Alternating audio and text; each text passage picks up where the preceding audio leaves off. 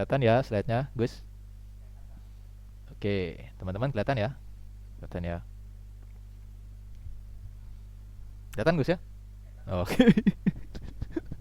Make sure. Ya, oke teman-teman, bagi yang belum kenal, baik yang di Sticky maupun yang di luar Sticky, di teman-teman Asia dan Ukrim, ya, jadi salam kenal untuk semuanya. Nama saya Igede Andika. Ya, teman-teman bisa panggil saya Pak Andika, kira-kira seperti itu. Jadi saya alumni Sticky, lalu pendidikan bisa ada di slide, riwayat pekerjaan juga, kontak juga ada di slide. Nah, jadi saya masih muda, ya. Saya dengan bangga menyebut seperti itu karena memang masih muda. Ya, jadi baru tamat tamat S2 3 tahun lalu, ya 2018. Ya, bisa bilang seperti itu sekarang karena beberapa tahun lagi nggak bisa bilang masih muda. Oke. Ya, jadi kira-kira riwayat pendidikan, pekerjaan dan kontak semuanya ada di depan di slide. Ya, jadi sebelum saya akan masuk materi dulu. Ya, materi sedikit pertemuan pertama. Setelah ini kita bicara tentang teknis perkuliahan. Nah, jadi pertemuan pertama dari tourism and digital culture itu ngomongin wisata. Ya, ngomongin wisata. Nah, kira-kira ada tiga istilah yang kita harus samakan persepsi dulu. Jadi ada pariwisata, kepariwisataan, wisatawan. Ya, ketiganya definisinya sudah saya paparkan di depan. Ya, jadi pariwisata berbagai macam kegiatan wisata yang didukung berbagai fasilitas. Ya, lalu di situ ada masyarakat, ada pengusaha, ada pemerintah daerah. Ya, jadi dia semacam kesatuan. Ya, jadi ada kegiatan lancong ke pantai, ya. Itu didukung dengan fasilitas segala macam, lalu disediakan oleh masyarakat, pengusaha, pemerintah daerah. Jadi sebuah kesatuan itu disebut pariwisata. Lalu dari pariwisata itu ada istilah kepariwisataan.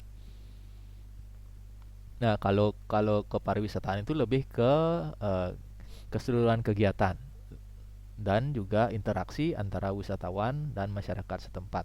Lalu jadi interaksi si pelancong gitu ya dengan wisatawan, dengan masyarakat setempat, dengan sesama wisatawan, dengan pemerintah, itu disebut dengan kepariwisataan.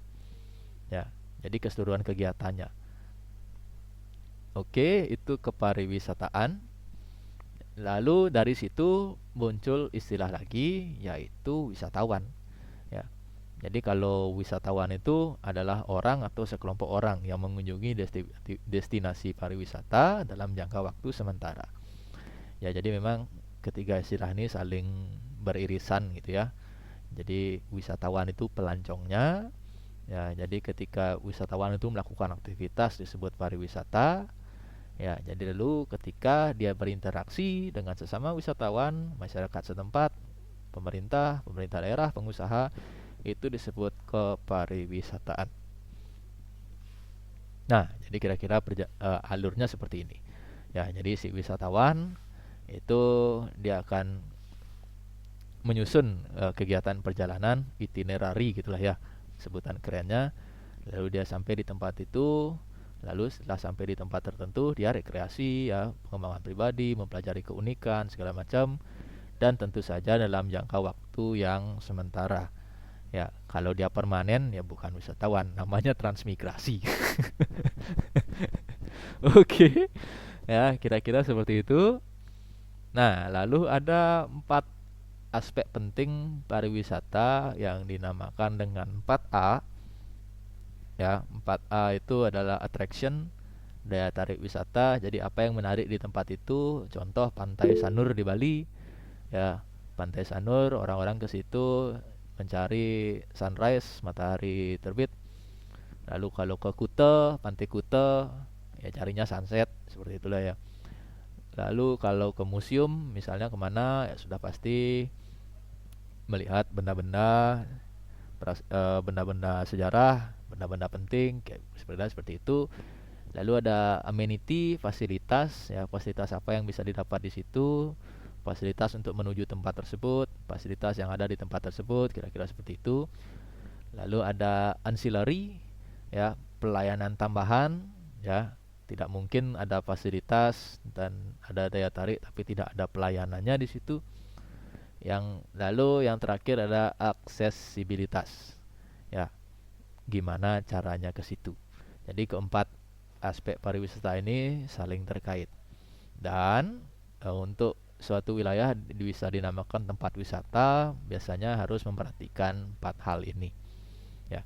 Jadi kalau pantai kosong, ya, pantai kosong, benar-benar pantai, tidak ada orangnya, itu belum tentu bisa dikatakan sebagai orang yang berwisata.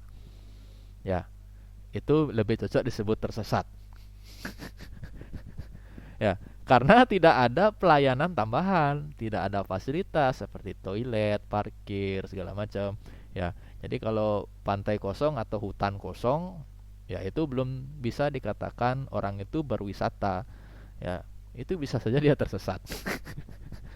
Ya, jadi untuk membedakan yang mana namanya orang berwisata, yang mana bukan berwisata, itu dari ada 4 aspek ini. Nah, kira-kira seperti itu. Nah, jadi kalau wisata itu dibagi ke dalam beberapa jenis, ya. Jadi setelah kita tahu 4 aspek tadi, untuk membedakan yang mana wisata, yang mana enggak wisata, ya. Yang sudah masuk wisata itu kita bisa bagi lagi dalam beberapa jenis. Ya, ada yang namanya wisata budaya, ini sudah jelas. Dia apa namanya? Untuk tujuan atau untuk kepentingan budaya. Ada yang maritim, bahari, ini yang biasanya identik dengan laut.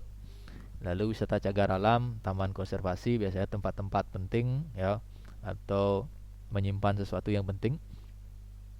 Yang konvensi, ini yang konvensi itu apa ya? Mungkin nanti apa namanya, kita jadikan pertanyaan ya. Konvensi saya tunda dulu. Lalu ada yang pertanian disebut agrowisata. Yang terakhir ada wisata buru. Oke, jadi ada banyak jenis pariwisata, tidak terikat pada ini saja, ya, ini masih bisa dikembangkan. Ya. Nah, Interupsi Pak. Ya, silakan. Izin dulu Pak, mau sholat. Oh, oke. Silakan. Ya, monggo. Ya, nanti bisa ada siaran ulangnya kok, enggak apa-apa. Oke ya. Kasih Pak. Ya, mari. Saya lanjut ya. Jadi teman-teman yang sholat silakan, enggak apa-apa. Lalu tadi soal wisatanya. Ya, sekarang kalau kita lihat dari segi wisatawannya atau bahasa Inggrisnya turis. Ya, turis itu juga bisa dibagi. Ya, jadi ada organized mass tourist, individual mass tourist, the explorer, the drifter. Ya, definisinya kira-kira seperti itu. Jadi ada yang massal terorganisir, massal perorangan, wisatawan penjelajah, wisatawan pengembara. Ya, jadi kalau yang hanya mau mengunjungi daerah tujuan yang sudah terkenal saja, ya, ke Bali maunya ke Pantai Kuta. Ya, lalu ada yang seperti yang ada tempat tinggalnya, pas banget ya di Kuta banyak ada tempat tinggal. Sementara ya mengacu ke yang sudah pasti, oke, kalau di Kuta maunya ke Pantai Kuta, habis itu mungkin malamnya dugem dikit ke Canggu kan gitu. Ya, lalu dipandu oleh pemandu wisata yang berlisensi. Oke, Kuta pas banget. Nah, jadi kalau wisatawannya niatnya seperti itu, dia bisa dikatakan terorganisir karena segala sesuatunya sudah terencana. Ya, dia masuk ke organize. Lalu yang sudah terkenal, yang lebih fleksibel terhadap fasilitas layanan, perjalanan lebih fleksibel. Ya, jadi dia organize tapi dia fleksibel. Contoh, misalnya Pantai Kuta ingin lihat sunset, tapi tiba-tiba mendung. Ya, nggak jadi dia lihat sunset. Ya, nggak apa-apa, dia pergi ke tempat lain. Nah, itu namanya individual.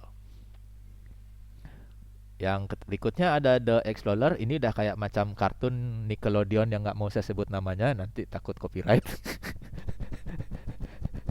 Ada yang tahu kartunnya? Dora. Oke. Oke. Ternyata kita kuliah mempelajari Dora. Ya, jadi ini dia eksplorasi wisata yang baru, mirip banget seperti Dora. Nah, jadi Dora itu nggak tahu dia mau kemana. Buktinya dia nanya kan? Iya, dia nanya ke peta, lalu dia lihat ketahuan kamu nonton Dora. Lalu dia lihat, apa kalian lihat ini, kan itu. Berarti dia mengeksplor destinasi dengan batasan tertentu. Ya, explore sih explore, cuma nggak ekstrim-ekstrim banget gitu ya. Tetap ada batas-batasannya. Lalu dia biasanya ngatur perjalanan secara mandiri. Ini bule-bule di Bali banget ya. Jadi dia naik motor sendiri kan gitu, dia pergi ke air terjun sendiri gitu ya. Ya, lalu dia juga berinteraksi dengan komunitas setempat. Jadi dia tidak pakai guide ya, tidak pakai pemandu. Nah, ini namanya The Explorer. Mirip seperti Dora. Ya, tapi Dora minta kita yang mandu ya. Dora itu ya. Ya, Dora itu kita yang mandu. Kita Oke. kesel, Pak. Iya, kadang kesel ya.